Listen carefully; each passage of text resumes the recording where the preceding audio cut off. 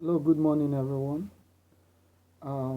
Welcome to the group account class, and my name is Ogunribokunbamidele Emmanuel, um, one of the directors at Rick's Standard Associates. Today, we will be looking at basic group accounting, and in the last class, this is the basic group accounting 2. In the last class, we're able to have looked at some things that we look at what are the fundamentals of group, what's the definition of group. We're able to look at some group items that we considered. Today, from the last class, we said we'll be looking at the 5 keys when we are asked to prepare group accounts. And those 5 keys, as we have laid down in the last class, we'll just look at them as they operate now. We said that the 5 keys working for consolidation of statement of financial position, as we have said in the last class, when we talk about the financial statement, financial statements include the statement of financial position, statement of profit or loss, and other statements. Also, as well, we'll talk about the cash flow statement. So, what we'll do is that we make sure that we get the fundamentals. So, I don't want to let you guys think group is very difficult. So, let's start with the one that what can I do if I have an exam?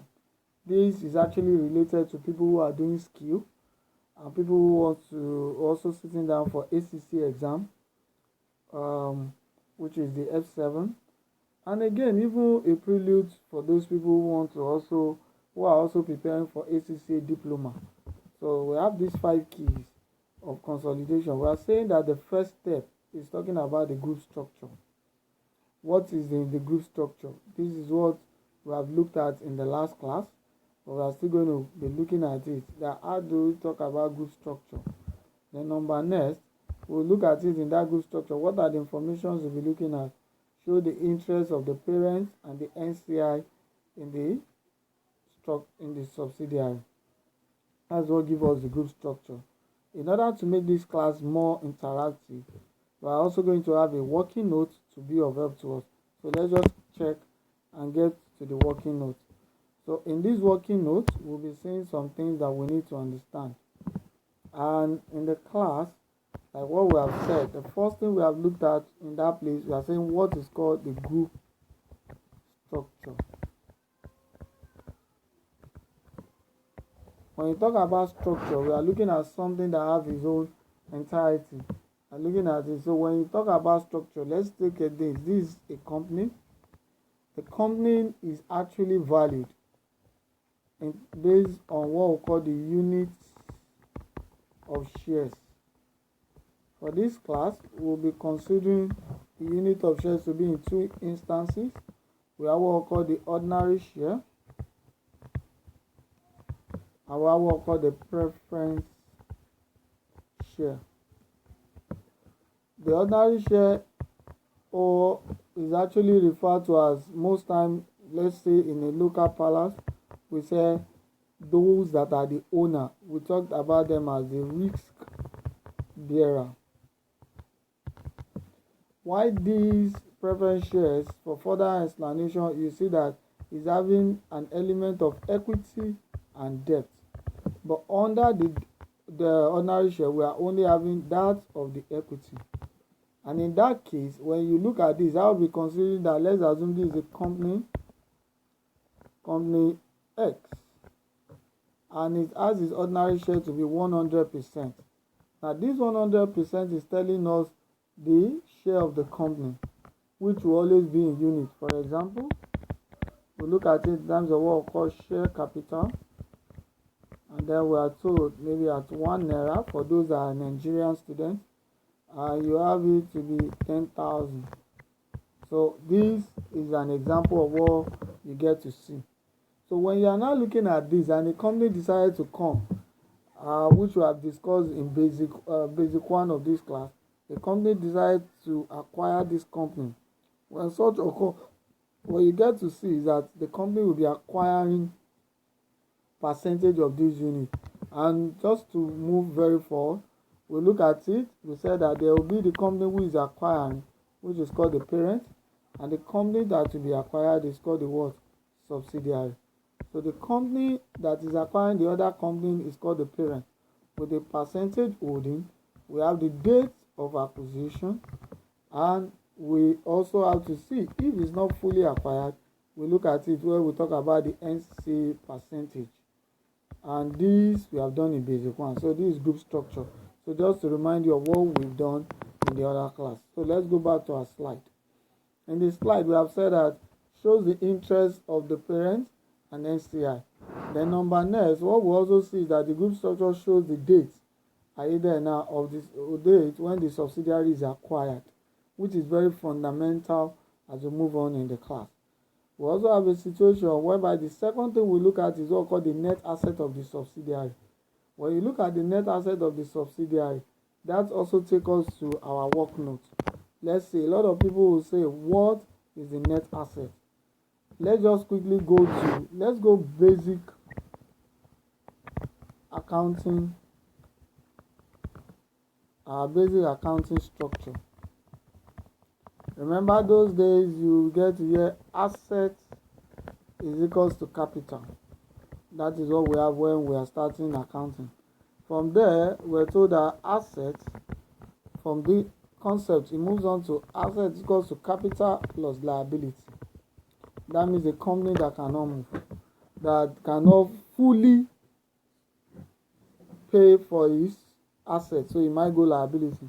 Now, this standard, which is actually the key standard of accounting, we have it to be 5 key points, but we're looking at these 3, which has to solely be something that affects the statement of financial position.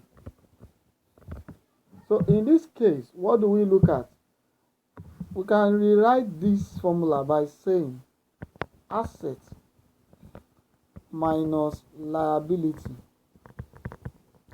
is equals to capital.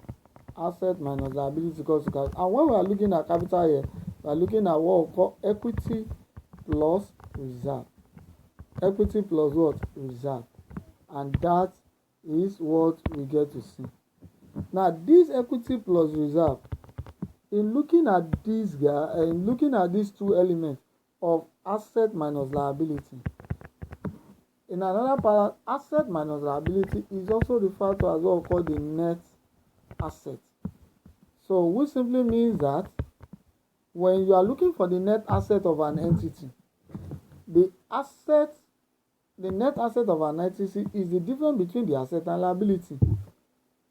But for consolidation process, it will be too cumbersome for you deducting the asset from liability, and you start having issues. These you get to see in the old standard where we are looking at business combination. But with the new standard, as we have done in the previous class, IFRS 10, we get to see that we relate to what we call net asset. And in that net asset, we'll be looking at the equity component, which comprises of equity and what?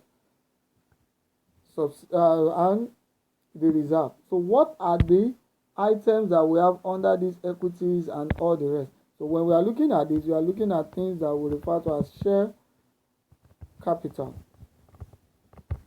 Underline the fact, ordinary share. Then we are also looking at what we call the reserve. But in most of the exam, the word reserve here is going to be described as what we call the retained earnings. So that is what you get to see under asset and what we refer to as the net asset. So when we move on, you start seeing more of that. Then we get to see the net asset. After the net asset, so what do we have? On the net asset, you see at the date of acquisition, we also have what we call, in order for us to get to that goodwill, we are still going to look at all these principles popping out, and as they move on, they represented the share capital. I'll have to quickly point our attention to something, and I want us to have this because I have a student that asks a question now. The first step is described as what we call the group structure. The group structure. And this group structure is the working one. Like what I said, there are 5 steps. This is the parent, this is the percentage holding, and this is date of acquisition. We have the subsidiary. Now, this is the first information we have. we now said the next information is for us to get the net asset. And from what we have there, the net asset is an information. We are looking at it. This is working 2. Net asset of the subsidiary. So when we are looking at the net asset of the subsidiary, from our slide, you could see the information that we're told that we need the net asset at the date, at acquisition date, either, and also the reserve at the point of the date of reporting. So in that case, when we are looking at the net asset, when we are asked to solve consolidation, we need the net asset information at date of acquisition. We also need the information at the date of reporting. In some other clients, they refer to this as date of consolidation. So what are the components of the net asset? What are those components? What are the things that is going to be in the net asset component? We've already said that includes our share capital. That includes our retained earnings. The student said, is that all? I will say for this basic class, that's what we're going to deal with. However, you could have another situation that the reserve is not going to just be the retained. So for the reserve, there's also another unique feature of reserve, which we refer to as the share premium. So after that, we'll go back to what we have, and which is the general one. We'll look at what we call retained earnings. A question pops up now from a student. He said, why am I not having general reserve? Excuse me, general reserve is not something that we're going to be saying when you are preparing your group account. General reserve is something that relates, are we there now, to but in looking at the fundamentals we have now, for your exam now, you get to see more of retained earnings. Now, you have whatever is the amount of these elements on the date of the acquisition. You have them. Then I can look at this as retained earnings. Now, another fundamental you get to see is that there will be another value for some of them, or particular one at the date of reporting. For example, your share capital, put it at the back of our mind that this is basic group. You see that the share capital on that day of acquisition will be the amount on the date of reporting. The share capital on the date of the share premium on the date of acquisition will automatically also be the amount on the date of reporting, because that is the amount you have. Practically speaking, for your exam, let's just see that. In your exam, the examiner will only give you the share capital and share premium on the date of acquisition. On the date of reporting, which is always stated in the question. You see that these are usually stated in the question. They are stated in the question.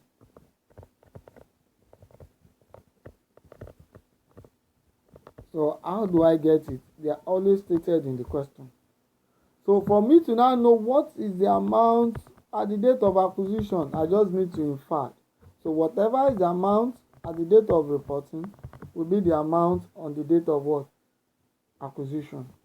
Then for the value of retained earnings, you have the retained earnings that will be given to you on the reporting date, using this as a symbol. While the amount on the date of acquisition will also be provided, there are some times that you have to calculate. Now, having seen these two scenarios where we are going to use our ability to be able to determine what is going to be our post-acquisition reserve. Post-acquisition reserve. And the rule says for us to get our post-acquisition reserve, which we are going to look at here, note, how do I get my post-acquisition reserve? From the word post, when you talk about the word post acquisition reserve, it means something after. So in this case, it means what is the reserve after the date of acquisition. So basically, it means you are comparing all your information. You are comparing all your information on the date of reporting,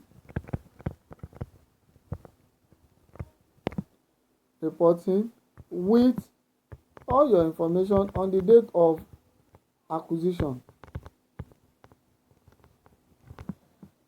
For your information, this has been tested in the exam. ICANN exam have tested something like this, that students were asked to calculate goodwill and then calculate the group retained earning. So you could also have it in the situation that what is post acquisition reserve. For those of us doing F7, you get to see something like this. That means that is your net asset on reporting date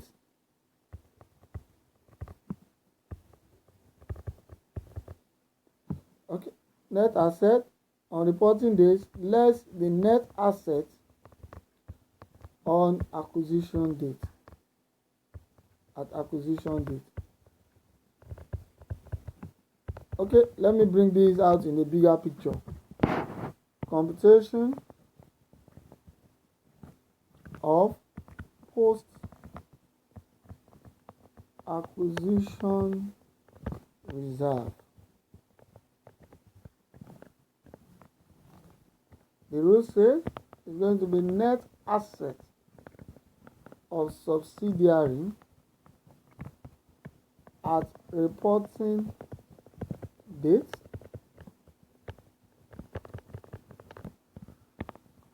less net asset of subsidiary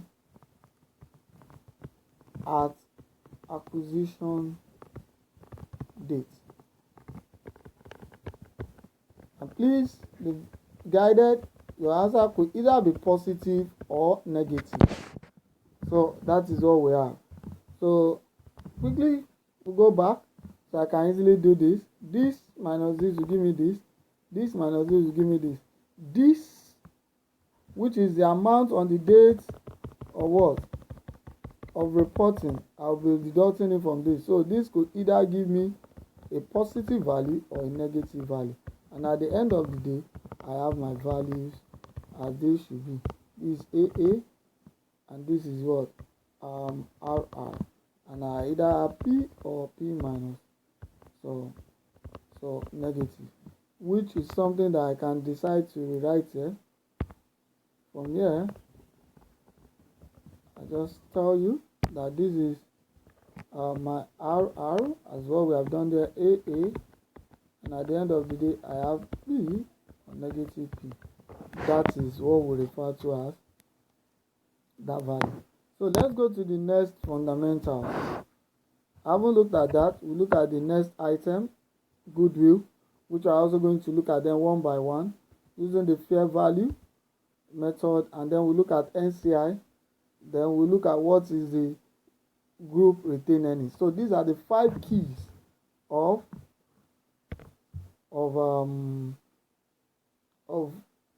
group, consolidated group. So we are looking at these 5 keys. Let's look at them. We have said the 5 keys include: number 1, we have what we call the group structure. Number 2, we have what we call the net asset. Number 3, we have what we call the group the goodwill, which we are going to explain in detail. And when we are explaining the goodwill, we are going to explain it in detail with what we call the NCI, because there are 2 forms of goodwill. You have the full method and what we call the proportionate method. Then at the end of the day, we'll be looking at this as we have it go. Now, having gotten all these 5 steps, I want you to quickly just do a check. What are the 5 steps that we have? Step 1, group structure. So we have the step 1, which is the group structure. What are the key things that we look for in the group structure? Our ability to be able to know what are the things that we need to look for in the group structure. is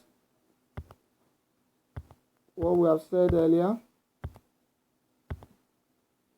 The group structure, we have the parent, subsidiary, and well, if it is not fully owned, NCI will exist. And how do we get NCI? I said NCI is the residual value. Okay.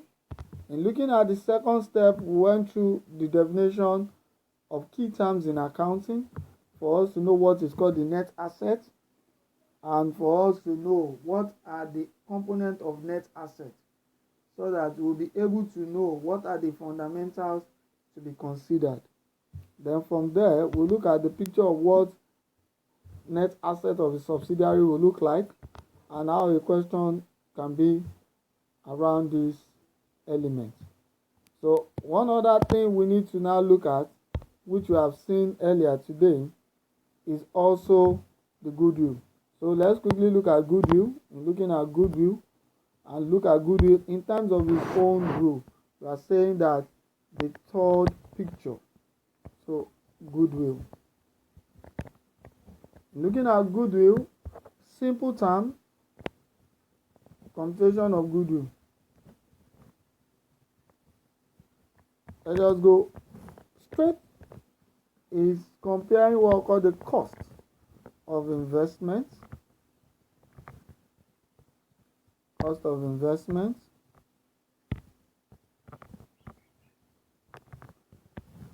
which is payable by both the parent and the NCI. This is, we are looking at goodwill in terms of full method. And please, in this full method, we are looking at it at fair value.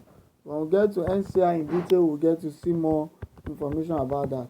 And then we'll now compare what we call the net assets of subsidiary at acquisition.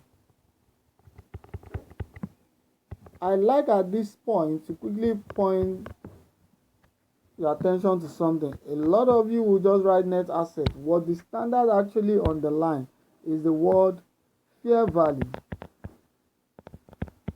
The fair value of net assets of subsidiary. So when we get there, we'll get to know what we're. So what we're going to have here at the end of the day is referred to as our goodwill. So these are goodwill. Someone asked me now from the chat, how about I have negative? There's nothing called negative goodwill again. The word is now referred to as what we call gain on bargain purchase. That's what we have. What we are doing at this stage is to identify the elements, components of what we are having.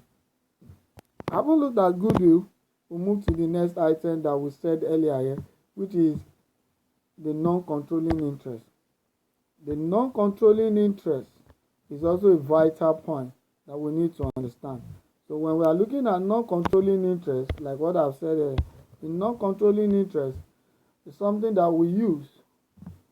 Are we there now? Is also part of the owner of a business.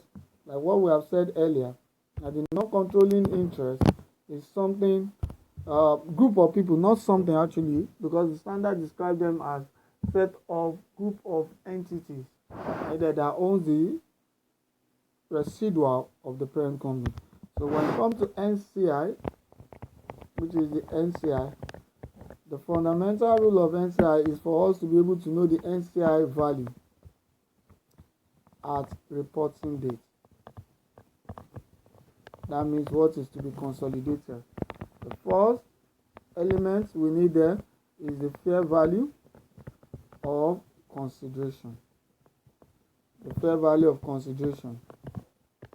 Usually, these amounts would have been computed while we are getting a goodwill. So that's the same value. Then you add everything that he has gained from the subsidiary.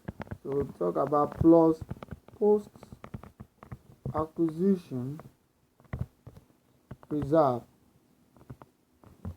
from subsidiary. And how do we get the value? That will be NCI percentage times the post acquisition reserve.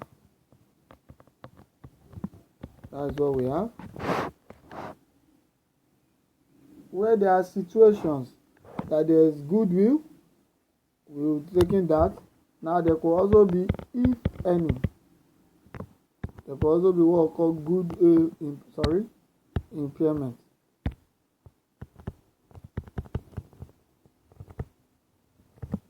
Loss.